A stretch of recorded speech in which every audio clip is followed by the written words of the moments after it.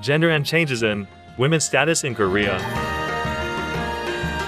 Gender and Confucian ideology during the Joseon dynasty.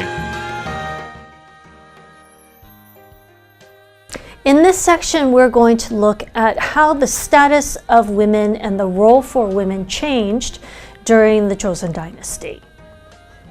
This was as a result of the Joseon dynasty's support of Confucian ideology as their official state ideology, and because of Confucian ideology's influence on the family and how family members interact with each other.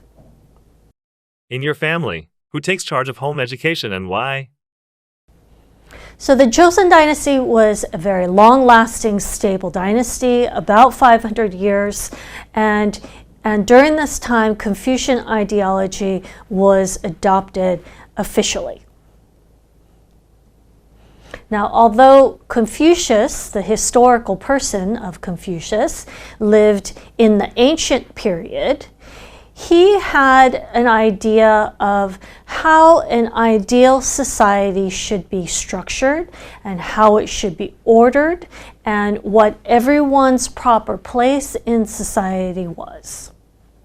By the time we get to the Joseon dynasty, Neo-Confucian scholarship was the intellectual currency of the time, and this was a type of Confucian school that emphasized proper relationships.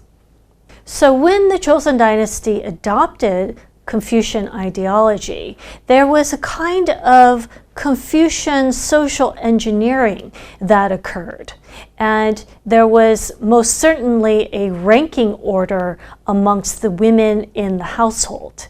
Now, this was a very slow process that occurred over an extremely extended period of time, but by the end of the dynasty, what we have is a rather clear and rigid system of ranking women within the household.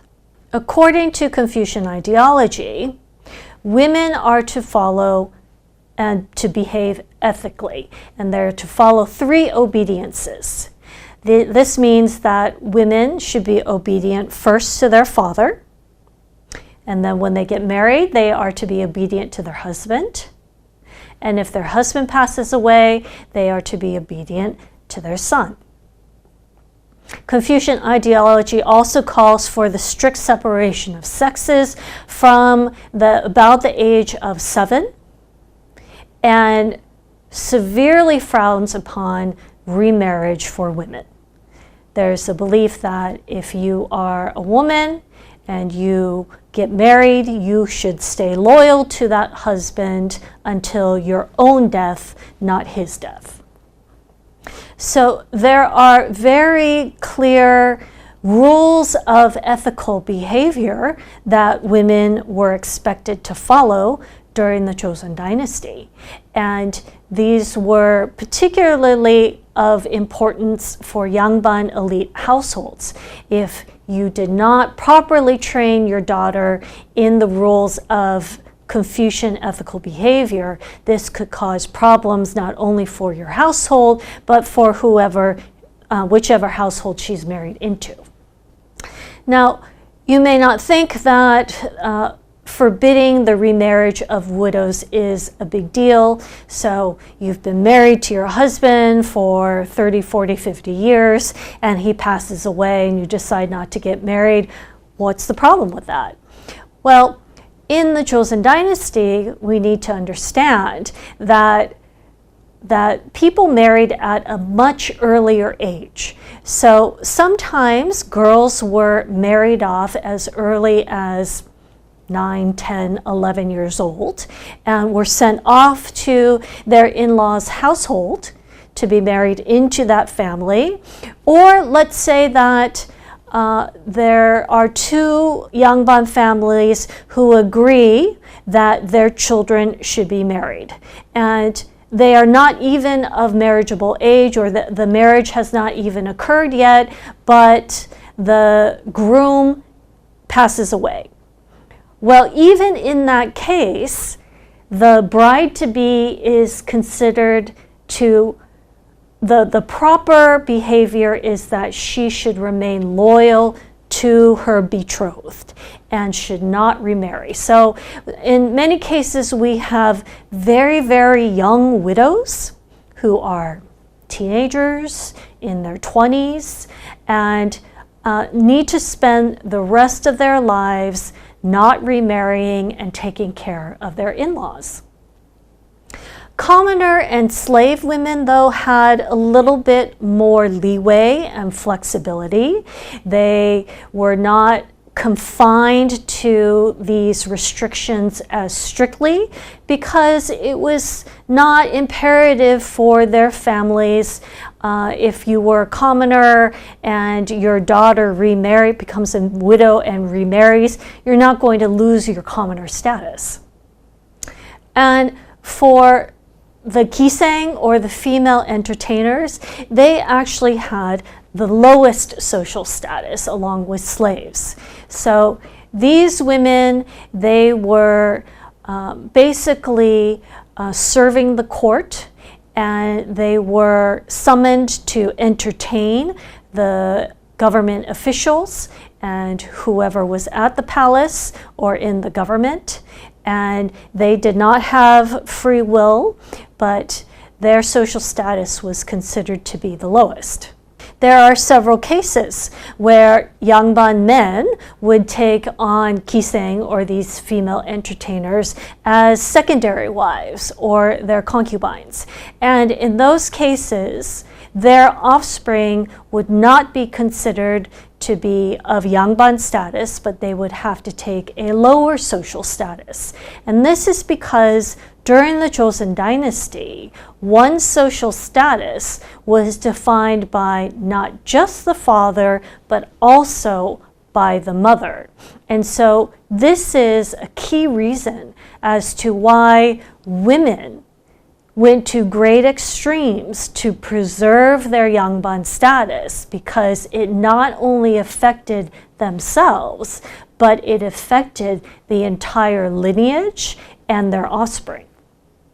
And so marriage becomes a key institution during the Joseon dynasty, and it is a key institution specifically for women, because for women, you were not really recognized until you became married.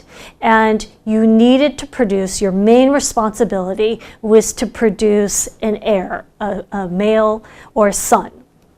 During the Joseon dynasty, there was also widespread compilation and publication of clan genealogies. So in the genealogy, it is specified who the father is and who the mother is, because then you can determine the exact status of the child.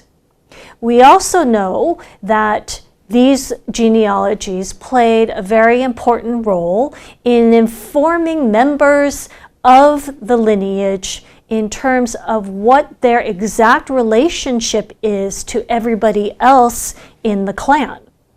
So because everybody in the family has a specific role and specific responsibilities, it is very important to know what your role is and to know what the appropriate behavior is that is assigned to that position and to that role. In order to understand fully what your role and what your responsibilities are, Confucian ideology explains that the family rituals help to educate and to help you understand what they are. So by individual practice and involvement, and by actually embodying these, then you can have a better understanding of what your roles and responsibilities are. You can pay respects to your lineage and to your ancestors, and the idea is that your relationship to your ancestors, particularly to your parents, this is a continuing relationship. Death does not change this relationship, but continues beyond death. How did this affect women? Well, as we saw in the last lecture on social status, we see that there's a differentiation that occurs between primary and secondary wives. As the Yangban population grew and they began to make distinctions among the Yangban class, sons of secondary wives were discriminated against.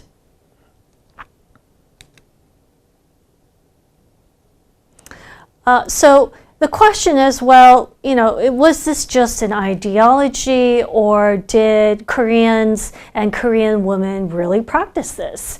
And what we know is that there is a certain amount of practice that the women were involved with, especially if you were a woman from the Yangban class, because it was very important for you to maintain your Yangban status, again, for the lineage and for your offspring. But we know that the reality is that Joseon Dynasty women were not just suppressed or oppressed or treated as slaves or as property, but they did have a certain amount of agency. Many of them were self-taught, and some of them were downright scholarly and pursued artistic endeavors.